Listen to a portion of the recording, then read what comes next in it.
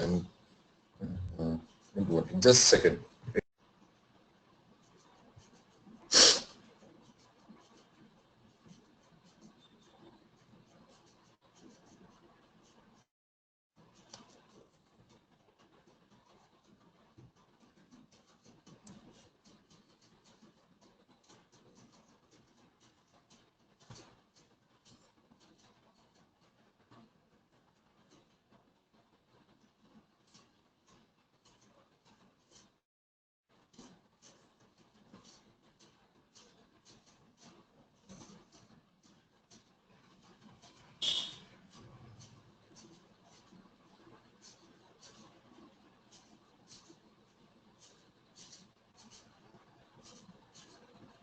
Yep. So I'm just sharing my screen. Okay.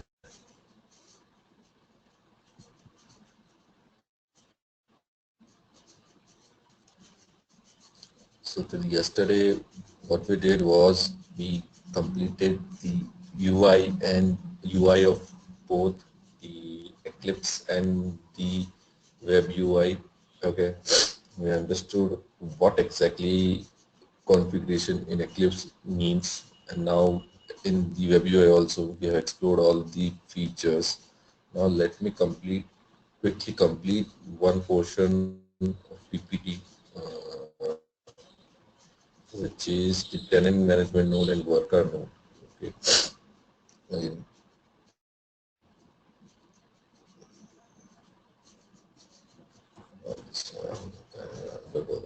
okay. Tenant management node, worker node. It's kind of the architecture of your HCI. Okay. Uh, this is very vital portion because from here you will understand why we are getting 99% of uptime with HCI, and means there is no downtime. There is almost negligible downtime for the HCI tenant. Okay. So let's complete this quickly. Okay. So your HANA Cloud Integration, it resides in between all your on-premises or your cloud solutions, which is there. Like, see, you have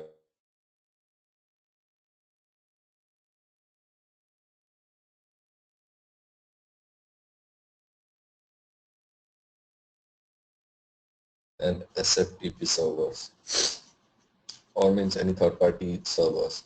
So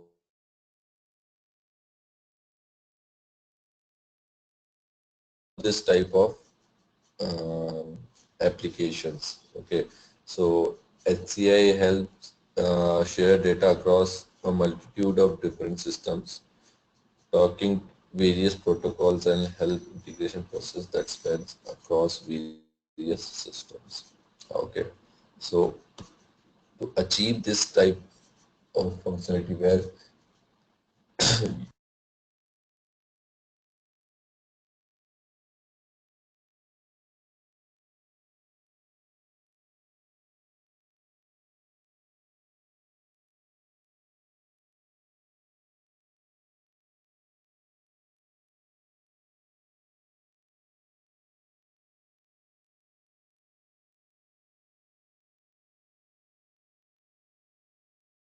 Hey Sanat, we can't hear you. Hello, Sanat, are you there? Your voice is not audible to me.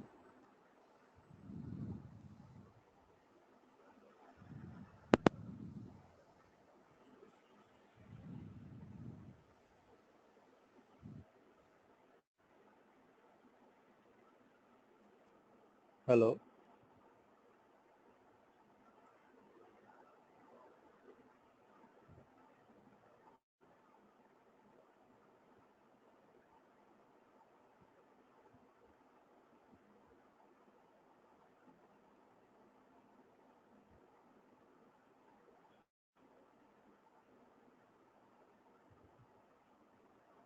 hello.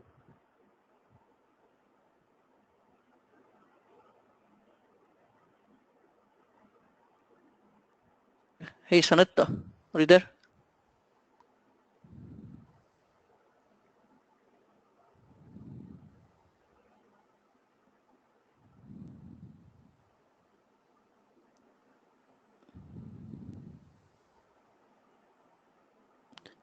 Hey, Aravind, can you hear him?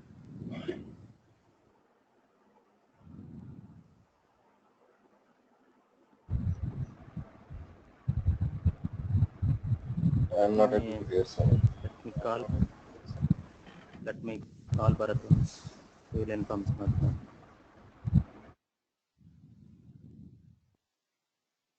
Okay.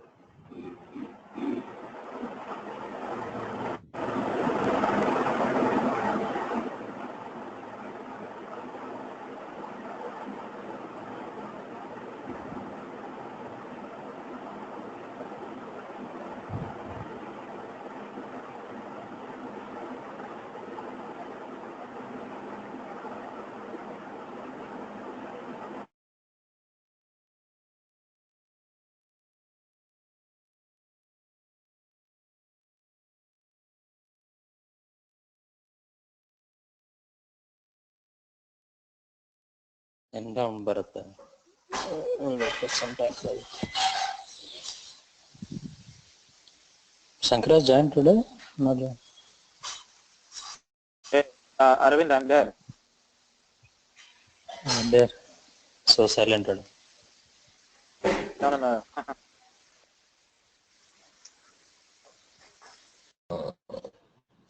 So I was at tenant management node. Okay. Uh, was I audible till this screen? Hello. Yes. So back to this one. So No, no, no. You just started. We lost your voice. this screen. Yeah. Okay. Let me quickly cover. So this is your, just someone please keep the mic open so that I hear something. Else I'm just speaking. Okay.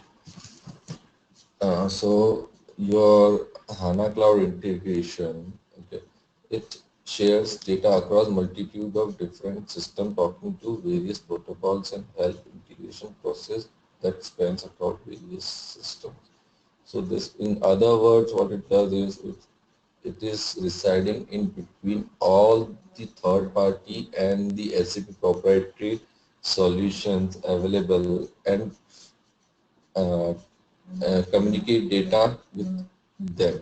Okay, so you have the third party cloud, you have the third party cloud, you have the SAP cloud, you have the SFTP, you have the SAP on-premises ERP, or you have the third party on-premises ERP, or you have the SFTP server.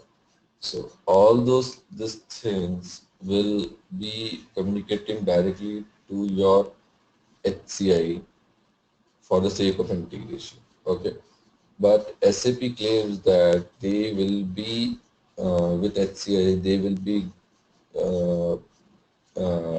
they will be achieving 99 0 0.0% of downtime or 0.01% of downtime. So to achieve that type of what we say, that type of uptime or that type of feature, SAP given has created an architecture called tenant management node and worker node concept. Okay, so or the node concept of your HCI, and this is not only specific to your HANA Cloud integration. This is also same for your other SAP Cloud solutions also. Okay. So what are clouds? What are nodes? Uh, your tenant management node, it is subdivided into two parts called tenant management node and worker node. Okay. So day before yesterday when I was configuring or when I was getting the URL of my HCI through HANA Cloud Cockpit, I showed there was um, there were two links called tenant management node and worker node, TMN and I flag. So from TMN, I got the URL of my HCI and I added the user to the HCI tenant. Okay, I never went to the worker node. It is left for this part.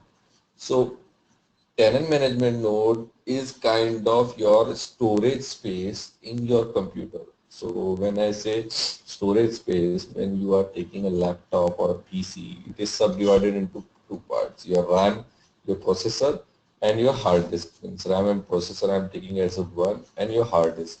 The same thing is there in your HCI also.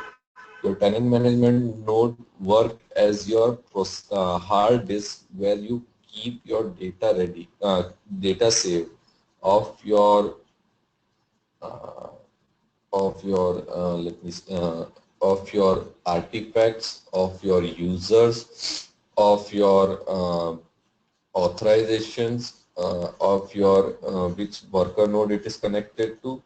Okay, so all these things are saved on your tenant management node. Okay, and worker node is kind of integration engine or your RAM and processor as a whole, which processes the runtime messages when when any interface runs or anything runs on your HCI, your worker node comes into picture. Okay, so let me show you from here.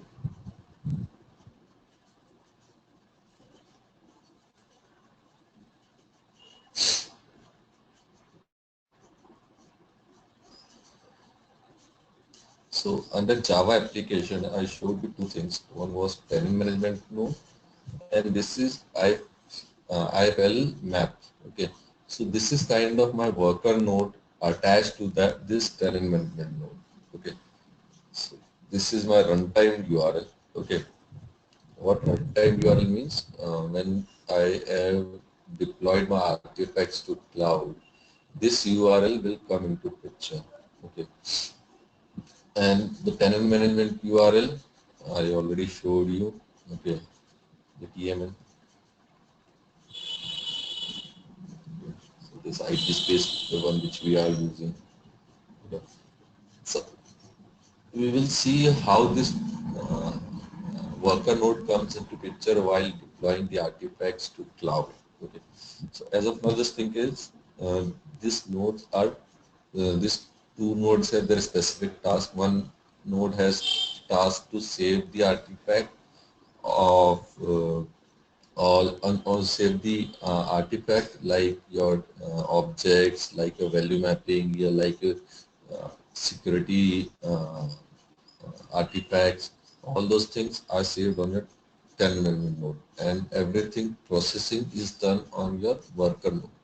So every time a message comes to your HCI, the respective data of that interface, let's say the data is going from a ECC to SuccessFactor. So all the objects which are present related to those interface will be taken from tenant management node, will be loaded on the worker node.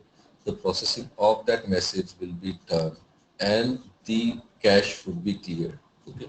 So it is the same concept as your PC. If you are running any file, so that file is loaded on your RAM, the processing is done, and once the processing is done of that file, the cache is cleared. Okay, so same thing to your HCI also.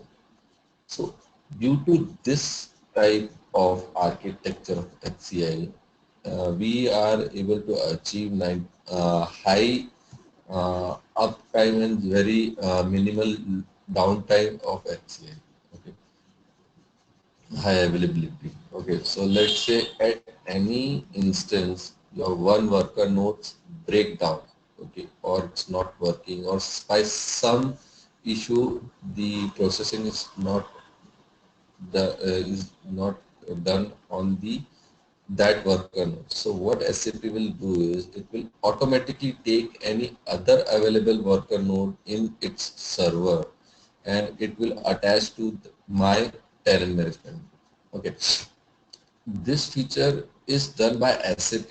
It is not us who will do this type of configuration, or we can control that how many worker nodes are attached to it, or if my failover server is changed to this, to that. It is not. It's not in our hand.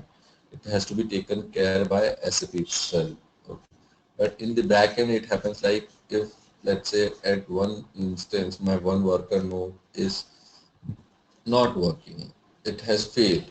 So in the failover process, it will automatically bring up another worker node, which is free at that instance. Okay, and it will take that worker node and it will attach that to my tenant management node.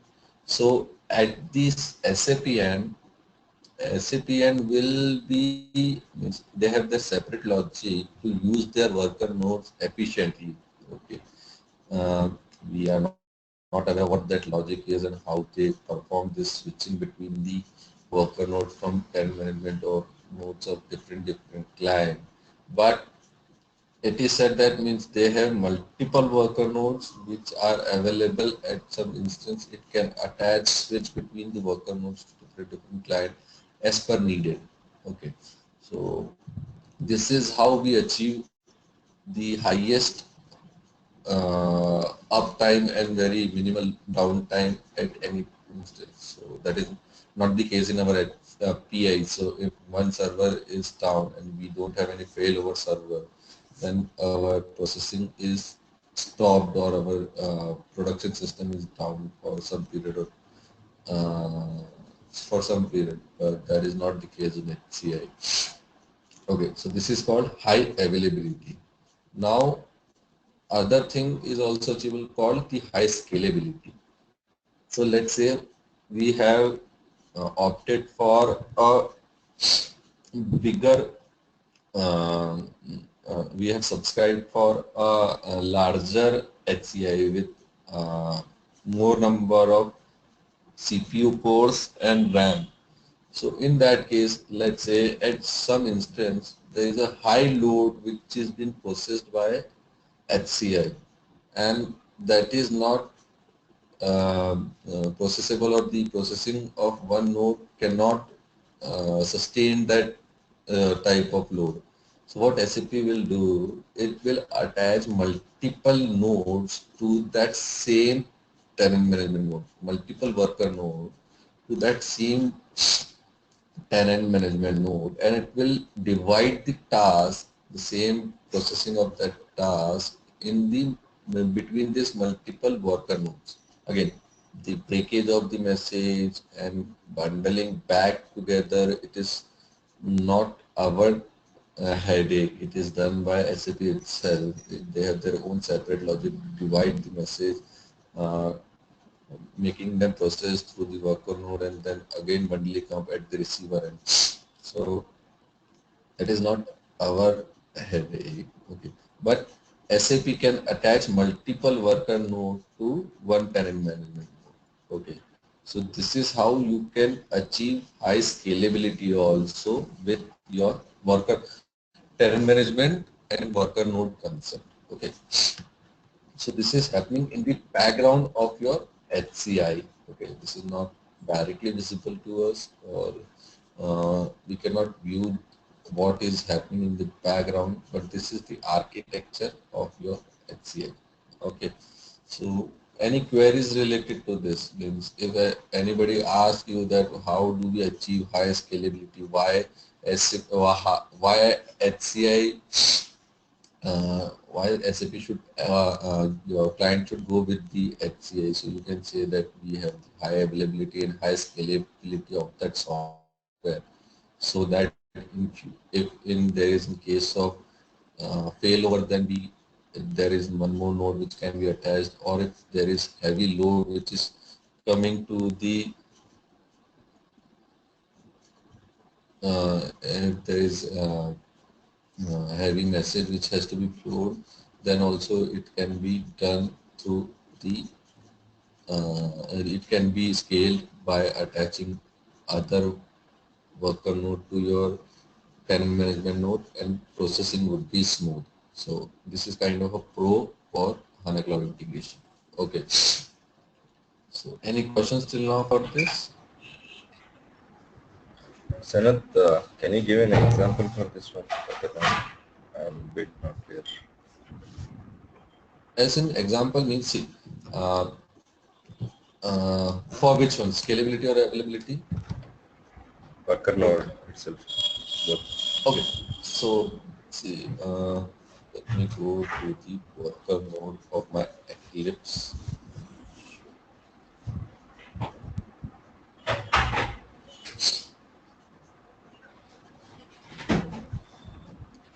Just a second, I'm sharing my screen. Just a second.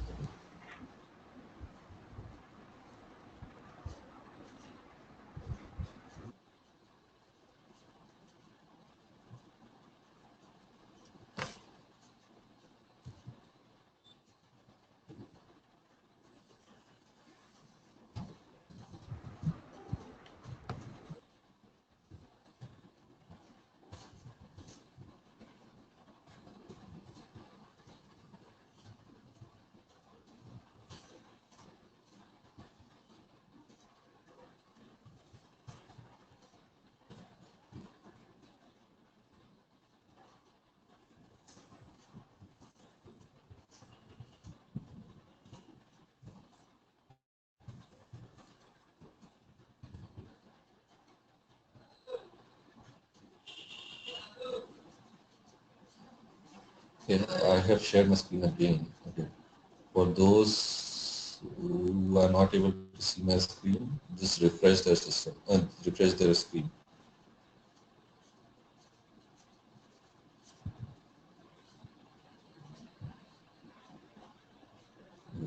So I'm just opening my Eclipse. Okay.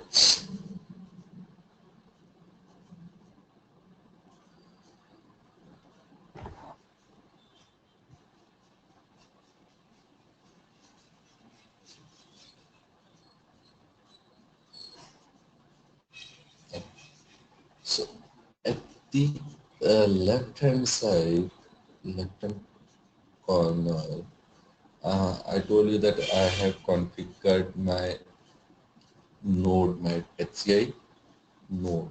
Okay. HCI details, the HCI tenant details, and my user ID password. And by that, automatically I get this node explorer. Okay, this is my main node, the HCI tenant.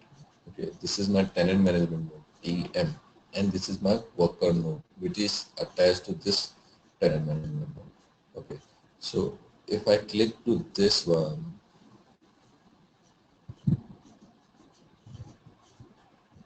okay, if I click to this one,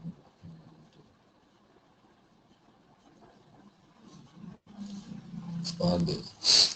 So you will find this is my tenant management node. Okay, it says the profile TMN. Sanat, are you sharing screen? Can't see. You can't see your screen. Others can see, please. No, Yeah, I'm Sanat, able even to see. I'm not able to see. So who is not able to see? So just click F5 on their browser.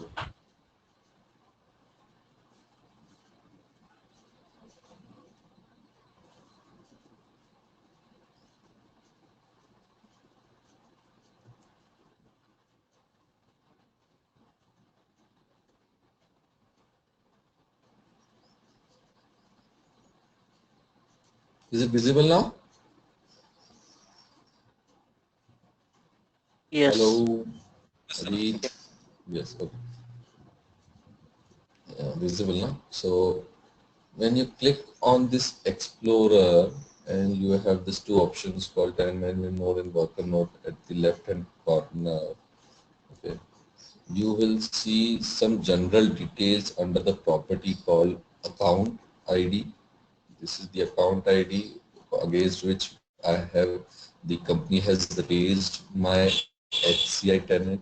Okay, this is the application which the HCI, which the SAP gave us to, the SAP gave us a unique number of the tenant. So P0341, they have given us this tenant for our HCI.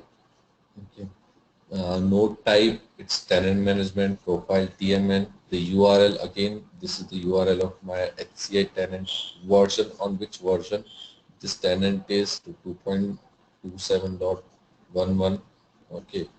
The virtual machine name. Virtual machine is exactly the virtual machine at the SAP end, which on which our HCI is working. So this is the virtual machine name. Okay. This is live for how many days? It is live today. It's live in my browser, in my Eclipse from 8:32. It's just a live data. Okay, so how much CPU are we using for this tenant? So we are using only 0.49% of the CPU we are using, and memory used, the memory which was allocated to us in the tenant management node, or the storage space they have provided, it we have consumed 22% of that. Okay, so still 78% is left, or 71%, 77% is left. Okay, so this is the a property of our tenant management node. Okay, this is the property of our worker node, or the IFL map node. Okay, uh, it will have the same information, kind of same information.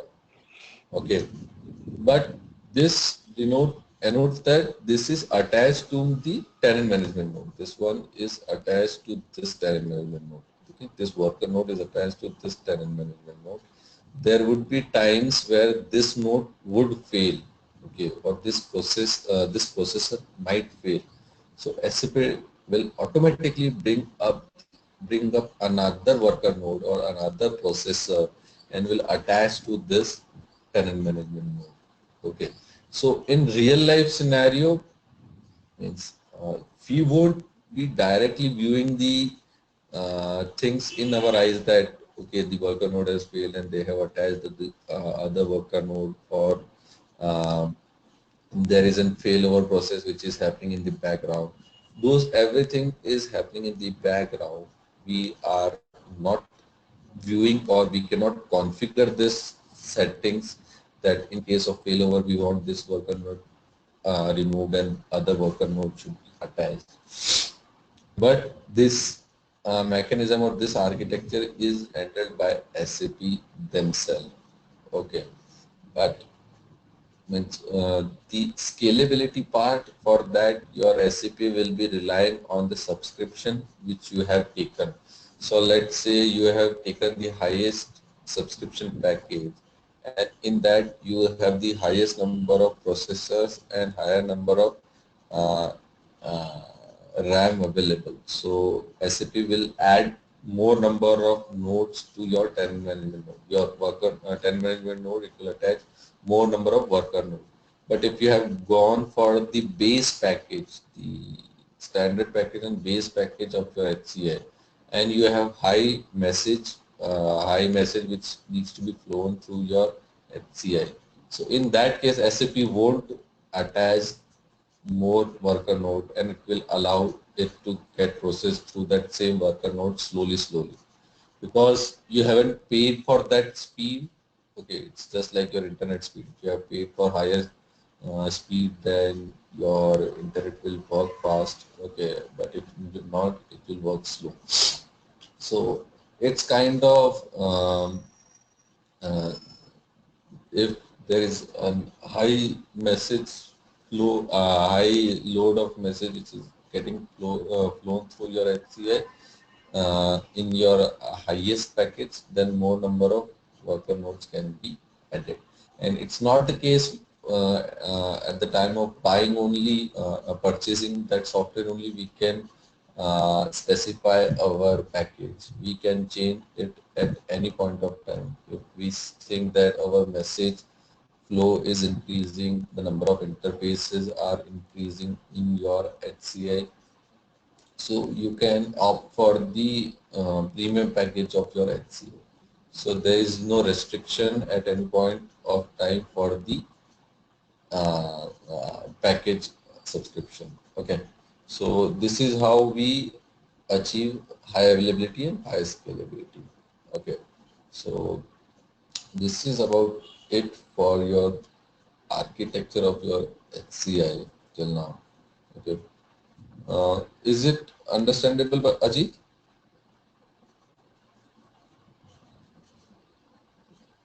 Someone asked me, Ajit, or asked me the question. Yeah, this is I remember. Thanks.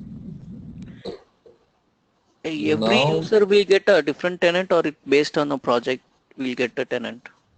yes, sir. So every project will have one tenant. Okay. So not project, every customer has their own tenant. Uh, it might be possible that different projects are sharing that same tenant, because generally in a big customer landscape you will be using that same HCI for different projects, might be possible. Or for one customer you have one tenant. Okay, one specific tenant. Okay. Okay. Your customer, if customer is rich, you can buy multiple tenants also. So it's all depend. Uh, Now let's do initial yeah, tell me. If you are connecting from out of your project network or something, so this is cloud based, so the tenant will work in any system if you connect, or how it going to be. Yes, sir. So tenant is we can connect to our HCI tenant from anywhere in the world. We just need the internet connection. Okay. Okay. So kind of little bit less security. You can think of it as little bit less security in terms of uh, when you think from the perspective of your customer, because they think that everything should be in their premises, in their network, and this software is over internet, so our data won't be exposed or compromised. But that is not the case. When processing the message, it is going with the SL type of connection, so there is no compromise in the security or the message level. Okay, so I'm going back to my design screen. Yesterday I showed you the design screen. I will be creating one flow from scratch in the design of my HCL. Okay, so let's first of all create a package. Okay. So yesterday I told you that we can copy a package and we can view those packages here. But what if that package is not serving us and we have to create our own scenarios? So let's create a scenario, first of all, a package. Just click on create. There's an option called import also. Okay, so this is the time when you have downloaded already or some third party have provided the packages to you. So you can just directly click on import, provide the path where you have downloaded that already, and that is done. So again going with my nomenclature of my name.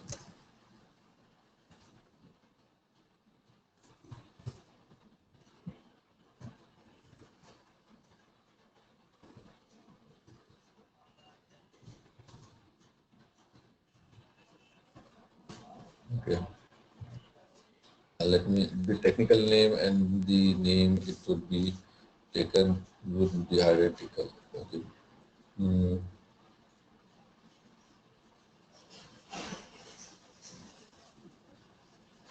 uh,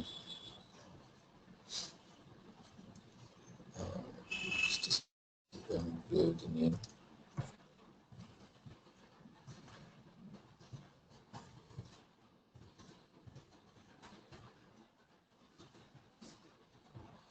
Uh, Version, let's say 1.1.0. Now I don't have any vendor as of now for this, so just keep it as it is. Uh, you can give an overview description. Okay, so you can take the same description. What is vendor? So usually you will be giving. Vendor is means whom are you connecting to? The detail name of the system which you are connecting to, but it's not mandatory. Okay, it's not mandatory to say that this is the system which is connected, or this is the main system which will be sending and receiving the data. Okay, so in our case, it's not required. Okay. Uh, Overview again, the description, whatever the description you want, this is connected to this system, this has this prerequisite, something like that. Okay. Artifacts, in artifacts you provide the, uh, you create the package, iFlows. So let me save it first. Okay.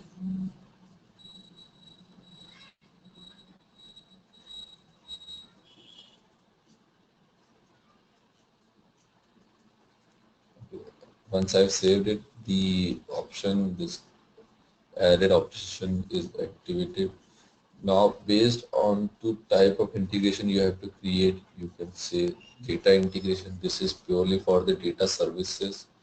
The integration flow are the ones which we are dealing in, the process integration part. And value mapping, it is again where you save the values which you need to change in the later cases. You don't need to hard code them in your HCI. So you create a value mapping. We will understand value mapping in later classes. Okay. So click on integration flow. Okay. And give some name, test dot demo dot one. Does not allow the replication. Okay. Give some again a description about this interface, not about the package which we give. Test interface. Okay. Give the sender name and receiver name both. So I will say sender as sender, receiver as receiver. Just click on OK. Okay. So we'll see one iFlow is automatically created. The version they have given is 1.0.0. So each time you update this, the version would be automatically updated by SAP itself. Okay. Click on this test.demo.4. It will take you to a editor of your web UI editor where you can change, create or modify your iFlow. So they have given you one basic iFlow where you have one sender, your integration process or your HCI where the data has been received and your receiver. Okay. So this is a standard iFlow. Okay. Nothing is connected to anyone. Sender is alone, receiver is alone.